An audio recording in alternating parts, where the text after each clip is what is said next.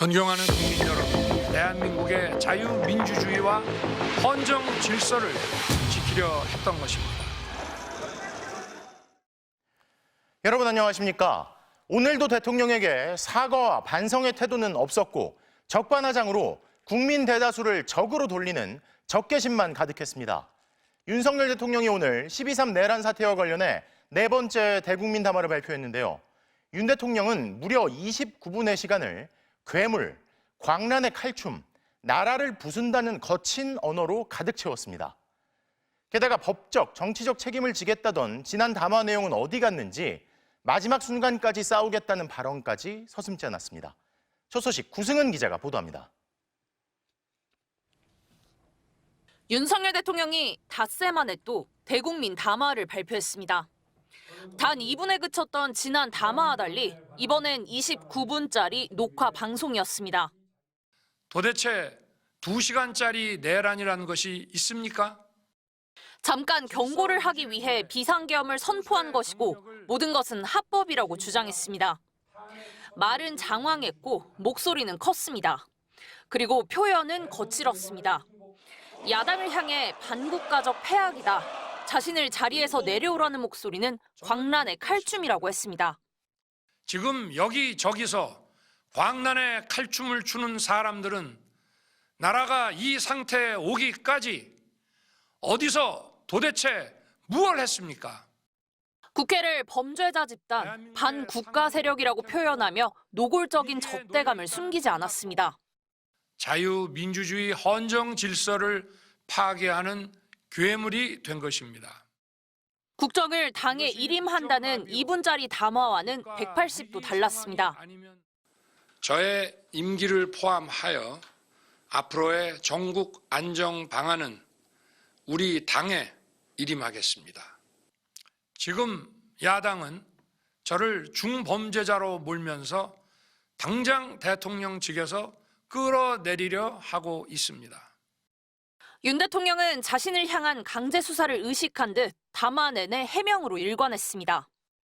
그 길밖에 없다고 판단해서 내린 대통령의 헌법적 결단이자 통치 행위가 어떻게 내란이 될 수 있습니까?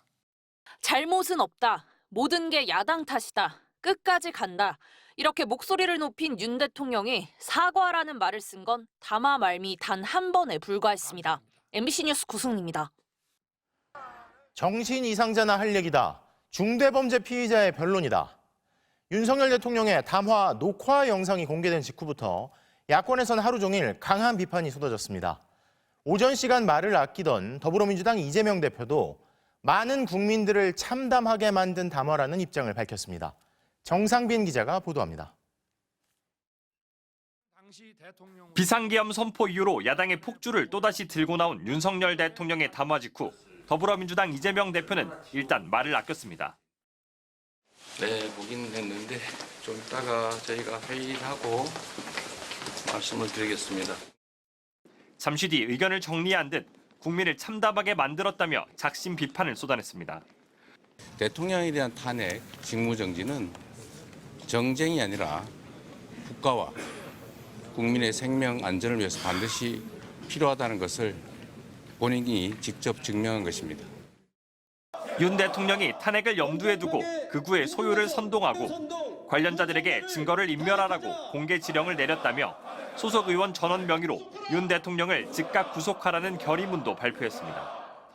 29분 내내 야당을 반국가적 패악을 일삼는 국헌문란 세력으로 몰아세운 담화를 두고 야권의 어조도 그 어느 때보다 날이 섰습니다.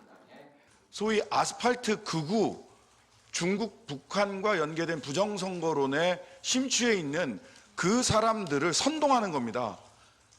극단적 망상에 사로잡힌 정신 이상자나 할 법한 얘기, 중대범죄 피의자의 자기 변론이자 망상장애와 편집증이 심한 이의 헛소리, 통제불능의 상태에 있는 광인의 대통령은 반성이 하나도 없는 확신범이라는 거친 비판들이 이어졌습니다. 야권은 더 이상 군 통수권 등 국정 운영을 윤 대통령에게 맡길 수 없다며 하루빨리 집권을 정지시켜야 한다는 데 뜻을 모았습니다. 미친 운전사에게 운전대를 1초라도 빠르게 빼앗아야 합니다. 끝까지 현 사태의 책임을 야당에게 돌린 윤 대통령의 담화는 여론을 급반전시키기는커녕 야권의 탄핵 불길에 기름을 부은 셈이 됐습니다. 윤 대통령은 담화에서 탄핵에 당당히 맞서겠다고 선언했는데 이 담화로 인해 탄핵 소추안 의결 가능성은 더 높아진 것으로 보입니다. MBC 뉴스 정상빈입니다. 윤석열 대통령에 대한 탄핵 소추안 두 번째 표결을 이틀 앞두고 정치권은 그 어느 때보다 긴박하게 돌아갔습니다. 국민의힘 한동훈 대표와 윤 대통령은 연달아 예정이 없던 깜짝 발표를 내놓았고 여당 내 이탈 움직임도 계속 이어졌습니다. 야당은 예정됐던 특검법과 탄핵 소추안 처리 스케줄을 이행하며 공세를 이어갔습니다. 오늘 정치권에 숨가빴던 하루, 조재영 기자가 먼저 정리했습니다. 아침 9시 25분쯤 대통령실 출입 기자들에게 5분 뒤 윤석열 대통령이 영상으로 대국민 담화를 발표한다는 긴급 공지가 전달됐습니다. 그런데 같은 시각 서울 여의도 국회에선 국민의힘 한동훈 대표가 긴급 발표를 하겠다며 먼저 취재진 앞에 섰습니다. 대통령이 조기 퇴진 의사가 없음이 확인된 이상 즉각적인 직무 정지가 필요합니다. 기자들은 탄핵에 찬성하냐고 물었습니다. 그렇습니다. 그것 외에 다른 방법은 없습니다. 한 대표의 기자회견이 채 끝나기도 전에 녹화돼 있던 윤 대통령의 29분 담화가 전파를 타기 시작했습니다.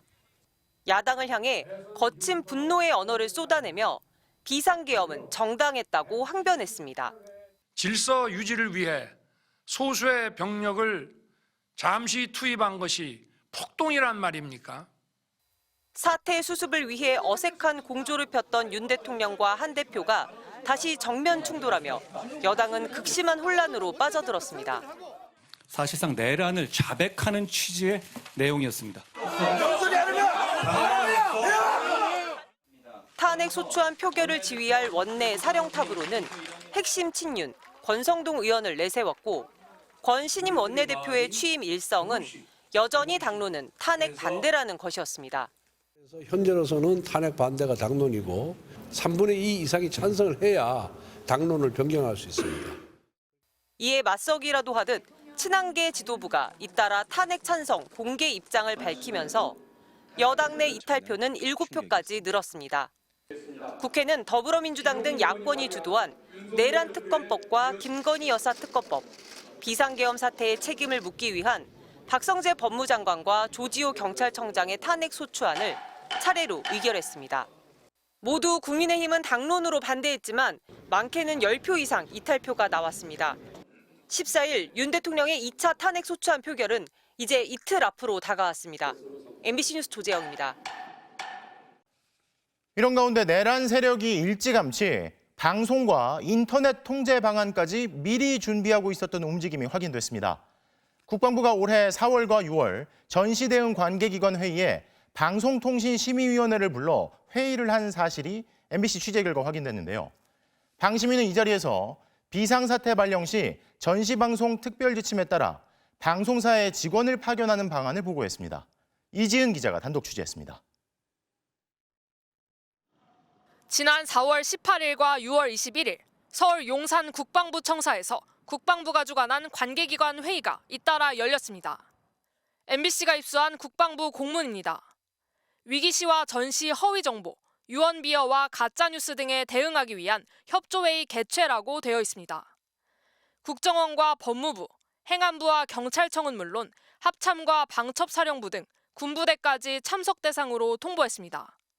그런데 취재 결과 방송통신위원회와 함께 방송통신심의위원회가 이 회의에 참여한 것으로 확인됐습니다. 방심위는 이 자리에서 국가 위기 상황 발생 시 허위 조작 정보 대응 방안으로 특히 비상사태가 발령되면 심의 의결 절차를 간소화해 신속한 대응을 하는 게 핵심이라고 보고했습니다. 구체적으로는 전시방송 특별 지침에 따라 각 방송사의 직원을 파견하고 필요 시엔 방송 계획을 심의한 뒤 방송 여부가 통보되도록 협조하겠다고 했습니다. 인터넷 통신 사업자에겐 자료 삭제와 접속 차단도 요청하겠다고 설명했습니다. 국방부가 올해 상반기부터 비상사태, 즉 비상계엄 발령을 염두에 두고 방송 통제를 추진한 게 아니냐는 의혹이 나오는 이유입니다. 언론과 온라인을 통제하는 것은 군의 역할이 아닙니다. 2차례나 주최한 국가 비상사태 발생 관련 회의는 명백하게 비상계엄을 사전에 준비한 것으로 보입니다. 방심위가 최근 10년간 국방부 주최 회의에 간 건 단 3차례. 그마저도 한 번은 2021년 10월 코로나19 가짜뉴스 심의 절차를 논의하기 위한 것이었습니다. 계엄 사령부의 포고령 제1호엔 가짜뉴스, 여론조작 허위 선동을 금하고 모든 언론과 출판은 계엄사 통제를 받는다는 내용이 담겼고 윤석열 대통령은 계엄군 장악 대상으로 MBC 등 언론기관이 적힌 문서를 경찰청장에게 건넨 것으로 조사됐습니다. 국방부와 방심위는 이에 대해 우크라이나 전쟁 이후 윤 대통령이 올해 초부터 가짜뉴스 대응 필요성을 강조해 연 것으로 계엄과는 상관없다고 밝혔습니다. MBC 뉴스 이지은입니다.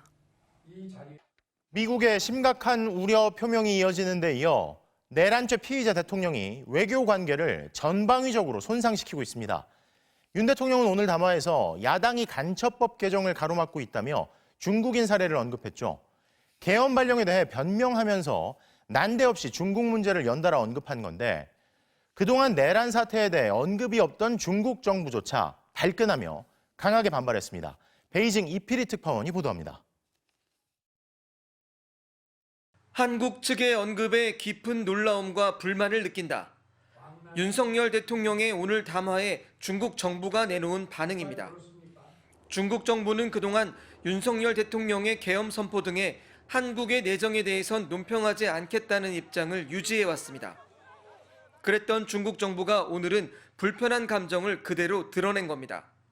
그러면서 한중 관계에 대한 깊은 우려도 나타냈습니다. 坚决反对炒作莫须有的所谓中国间谍，抹黑正常的经贸合作。 중국의 이 같은 반응은 윤석열 대통령이 야당에 가로막힌 간첩법 개정에 대해 발언하면서 중국인 사례를 언급했기 때문입니다. 지난 6월 중국인 3명이 드론을 띄워 부산에 정박 중이던 미국 항공모함을 촬영하다 적발된 사건이 있었습니다. 윤 대통령은 또 망국적 국헌문란 세력이 이 나라를 지배한다면 중국산 태양광 시설들이 전국의 산림을 파괴할 것이라고 주장하기도 했습니다. 국가의 외교 최고 책임자인 윤 대통령이 외교 상대방을 전혀 고려하지 않은 듯한 직설적인 발언을 쏟아낸 겁니다. 중국은 지난달부터 한국인에 대한 비자 면제를 전격적으로 시행했습니다. 경기 회복을 위해 중국이 먼저 한국에 손을 내미는 모양새였기 때문에 앞으로 한한령도 풀릴 수 있다는 기대가 나오는 상황이었습니다. 하지만 윤 대통령의 담화가 중국 정부를 자극하면서 한한령 해제 논의는 물론 당장 신임 주중대사 부임에도 부정적인 영향이 있을 것이란 전망이 나오고 있습니다. 신임 주중대사로 임명된 김대기 전 대통령실 비서실장을 중국 정부가 받아들이지 않을 수 있다는 우려마저 일면서 대중 외교의 공백이 길어질 거란 전망이 나오고 있습니다. 베이징에서 MBC 뉴스 이필입니다.